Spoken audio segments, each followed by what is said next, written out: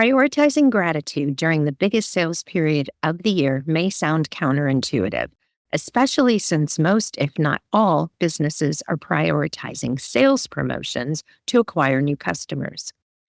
But energy focused in gratitude also fuels business growth.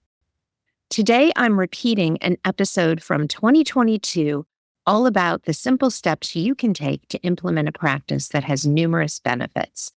I'm going to reveal scientific evidence of the relationship between optimism, self-confidence, and gratitude, and how you can express gratitude to build stronger relationships. Welcome to Brand for Good, the show for purpose-driven leaders who want to build timeless brands and create sustainable impact. I'm Lorraine Sugart, former PR and marketing executive turned founder of the disruptive agency Prosper for Purpose. I've worked with some of the world's most beloved brands, and I'm here to help you elevate your brand identity, visibility, influence, and impact.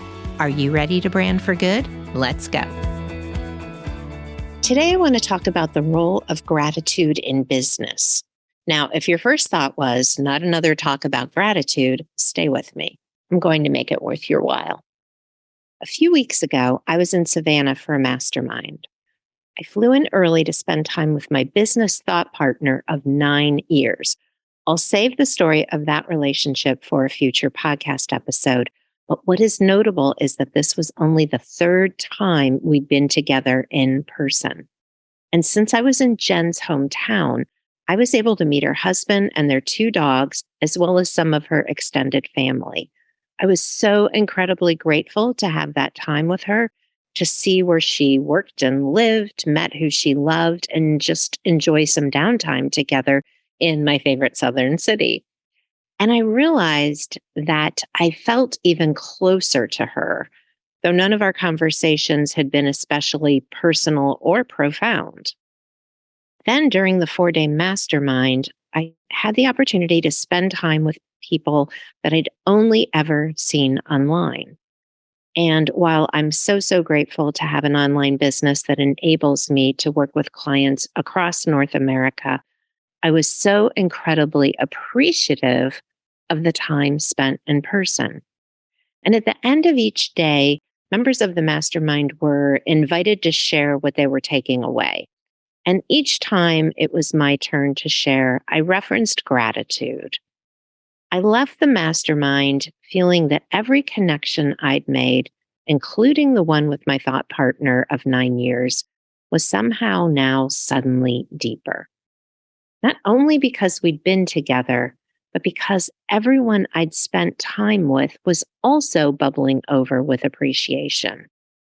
The fact that time in person was rare made it special. And our gratitude for that just cracked us open. People in the room, attendees formed collaborations, made decisions to hire one another, and formed friendships. Now, I've always been considered an optimistic person, and I know that one of the sources of my optimism is awareness of what is good in my life. I've just been raised that way. My parents were always really focused on helping us appreciate all that we had and knowing that not everyone had the lives that we had. Not that we had money or fame or anything like that, but just appreciation for the family who loved us, the ability to do the things we wanted to do, just appreciation for where we live, the woods in the backyard, the friends, all of those things that are just part of our day-to-day life. But I've also had times in my life where I've struggled with gratitude. I went through a long and very difficult divorce. I've lost some of the most important people in my life, including close friends that I grew up with. I've had business setbacks.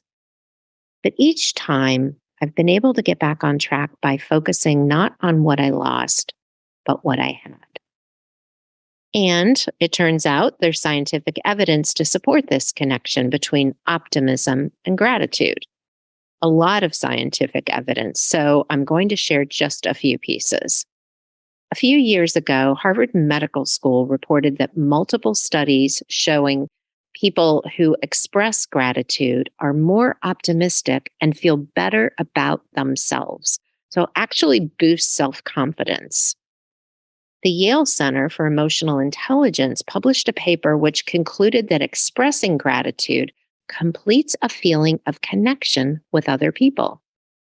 So, what this indicates is that when people do something that positively impacts us, we can build a deeper connection with them by expressing our gratitude.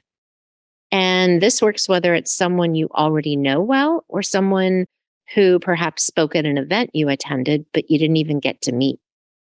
Neuroscientists agree. There was a study where a form of MRI scans were done on individuals who wrote gratitude letters. Those scans were compared to the MRI scans of people who did not write such letters. And the neuroscientists found that people who wrote gratitude letters had a better activation in the medial prefrontal cortex than those who did not write the letters. Now, the medial prefrontal cortex responds to things like drugs and alcohol. In other words, showing gratitude lights up those same areas of the brain as much or more than drinking alcohol or taking drugs. And I don't know about you, but I'd opt for gratitude here. So there's the science. Gratitude improves attitude. It deepens feelings of connection. So what does this mean for us in business? I'd say it means that it's important to take time to notice the good in the everyday, to really notice it, to reflect on it, to name it, and to share it. It sounds pretty simple, but it's not always easy to apply because, let's face it, we're usually focused on what is wrong, how far we are from a goal, how a member of our team may not be quite the good fit we thought they were when we hired them, how to get a client to finally pay on time. But I want to share how gratitude has worked for me in my business. And this is just one very recent, but also very symbolic example. A few months ago, I invited someone to be on my podcast who does work very similar to mine. I think she was a little surprised that I invited her. She was appreciative. I interviewed her and then I thanked her so much for sharing her wisdom. We found that we actually do not do exactly the same thing. And the very following week, she referred a client to me. A week after that, she referred a second client to me.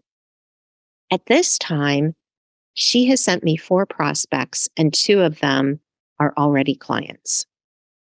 I also know that gratitude is a muscle. It needs to be exercised regularly, or we can slide back into focusing on what is wrong rather than what is right. So here's where the rubber meets the road. I'm recording this in the 4th quarter of the year. Everyone is promoting and selling like crazy. Every email in your inbox is suspect. So here's what you can do instead. Look back at your year and make a list. Include every client, every person who has sent business your way, every person who has impacted you from a stage, virtually or otherwise, every person who has hosted you in their Facebook group, on their stage or podcast.